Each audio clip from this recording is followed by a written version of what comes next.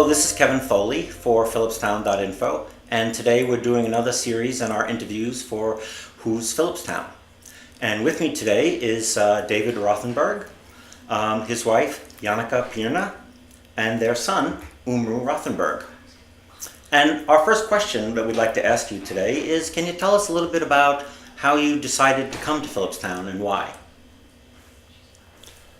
In my case, it's the prettiest town in reach of my job, which is in New Jersey.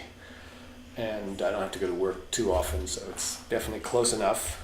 And when I was looking for somewhere to move to that was out of the city, the name of Cold Spring and Garrison, they kept coming up over and over again. Different people mentioned that this place was not wasn't really suburbia. Wasn't quite really rural and far away, but it was this unique kind of small town surrounded by protected land, by forests and the river, and that it was kind of a different sort of place that would be worth checking out. So that's how I ended up here. Okay, anything you want to add? I met David Rothenberg in Finland, 13 years ago, and he had already got the taste of the town. He had rented an apartment here by the time we met. And so he invited me, come check it out. I'm living in Cold Spring, New York, right on the river. Come check it out. So he was my way in here, and I've really grown into love it here. And our son was born here, so he's a real Cold Springer. Move. What do you miss, if anything, from former life that you don't experience here in Philipstown or don't have in Philipstown? I miss mostly my family, who's all back in Europe. So if I could import them here more often, that would be great. But other than that, it's pretty amazing how a little town can contain so many different things and layers.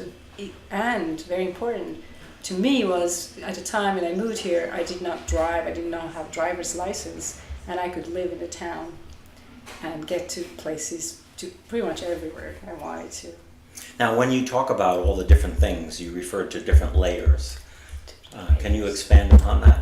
It's the layers of natural world and people who live here, and it's such a diverse community. I still find it's changed a lot during the time we've lived here. But you can find the Cold Springers who we are the Cold Springers, and I've talked to them, and there are people. You mean the original Springers, settlers, so to speak, yeah. The descendants. And they're very proud of it, and they, of course, say that we are the ones who've been here, and you're the new, but where are you at when you, like me, have been here for 12, 13 years? Are you Cold Springer? Yes, I feel I am. And then there's very newcomers and all the different age groups, and I find like it's very, very diverse, except, racially, of course, it isn't.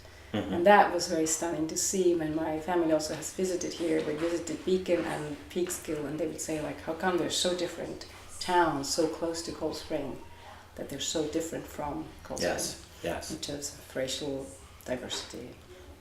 Okay. David, are there things that you miss, having chosen to live here? That I miss, I think Janica misses the city more than I do, though she didn't talk about that, or hasn't lived in New York City. I find that when I lived in New York City, I'd never see my friends lived around the corner. This idea that lots of people would run into each other and things. I would never see these people who lived around the corner, and nor would I always imagined before living in New York City that I'd go there and then I'd go walk around the corner and play music in different clubs and walk home. But somehow I'm doing that here, never actually in New York City.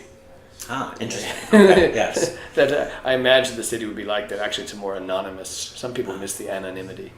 And sometimes usually I like leaving the city in the middle of the night to come home. It's like time to get out of there. I don't miss being able to be there all the time. Mm-hmm. What do you like most about Philipstown? I don't know. I like it how it's, it's not like a big city, or is it like a really small town. It's there's people there, but it's also very near the woods and all that. You like to go in the woods, yes? Yeah, and it's it's a good size for a town. I think it's not. There's a lot of interesting people there. Okay. Now, you suggested something about the diversity of Philipstown, and I'm wondering how any of you feel if there was one thing that you could change about Philipstown, what would it be?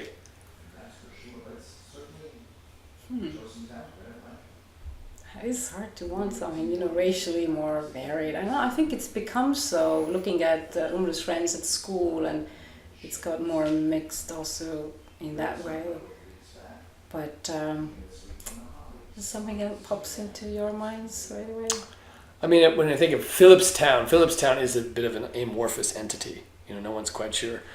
Is this where we live? You ask someone from outside, do you live in Cold Spring or Philipstown? What is it? No one quite knows what Philipstown is. So a stronger identity would be one interesting thing. About Cold Spring, be nice to see fewer antique shops, more other kinds of businesses. I think a really good bakery would be my number one business to move here that might work. Otherwise, the more local Main Street based culture and the more that you can do being in town rather than driving and shopping and things, the better. And I think there's a lot of that already, much more than other towns of its size, which makes it really nice. Okay. So a little more in that direction. I've read the massive plan for what people want to do with Fonstock Park and build all these trails connecting everything, which is pretty cool if they're ever going to do that. I like that kind of thing. It's a bit of a utopian document, but that would be kind of nice. So we're talking about more hiking trails through the park. Have you seen it? The I have not Fonstock seen plan. it. It's a vast vision of trails connecting Fonstock to Hudson Highlands State Park, bike trails, hiking trails. Right. Every possible bit of land in between becoming public and more trails going through. So it's an interesting idea what they might want to do. So we could walk to Carmel. Something like that. Yeah, it's nice. Biking trails, of course. We really love biking, and in Europe we bike a lot, and we always, after we come back from Europe from our summer vacation, come here and we're trying to have the same rhythm. Okay, we're going to bike now everywhere, and it's a little harder because it's hillier, first of all, but secondly, it is hard to bike in big roads. It would be great. And another thing I've heard, the idea is developing waterfront, and I really love the idea of connecting the dockside harbor to the little stony point somehow with the trail. Yes, with the walking trail. I love that idea. That would really change the sense of being at the water, the town at the water, and you can really. So that's definitely sort of the connection to the geographical area where we are, and it would just change the sense of town. Just somehow, in my mind as an artist, it's almost like a map would change. Instead of going down the main street into the water and then walking aside and going back to water, you have this much longer shoreline, which is right here anyway.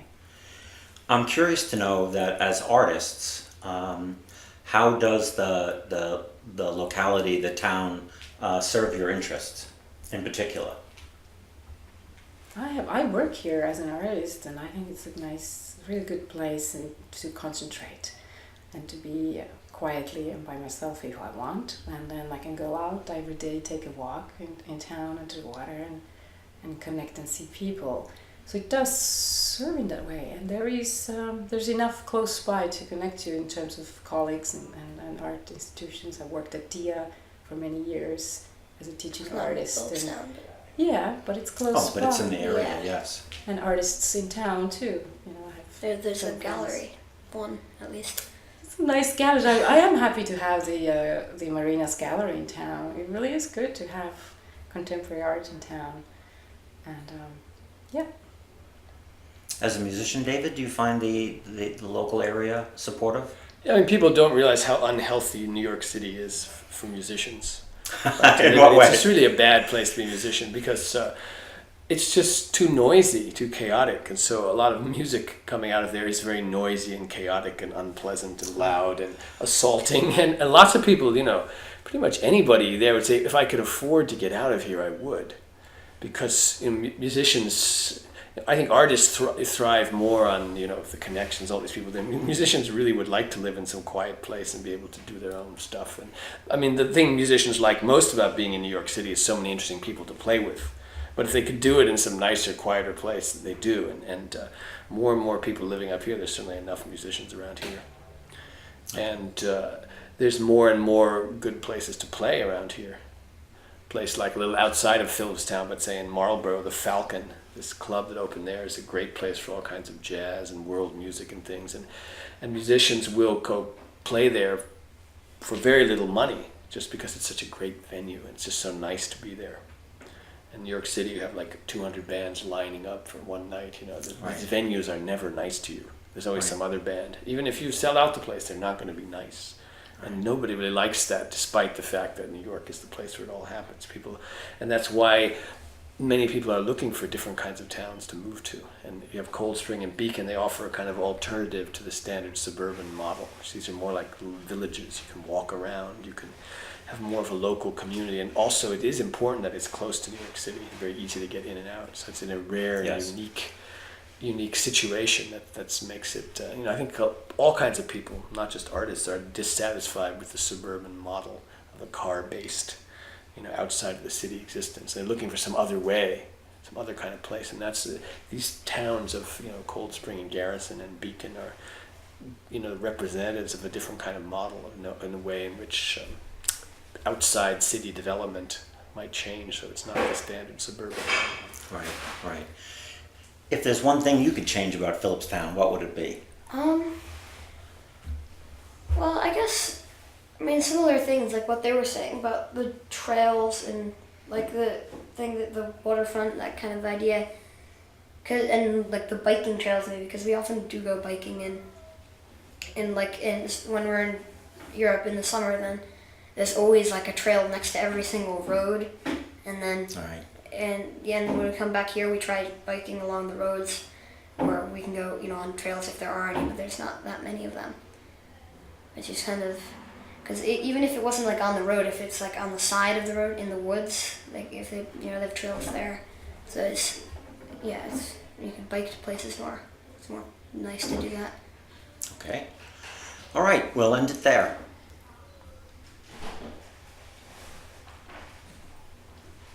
Thanks for inviting us.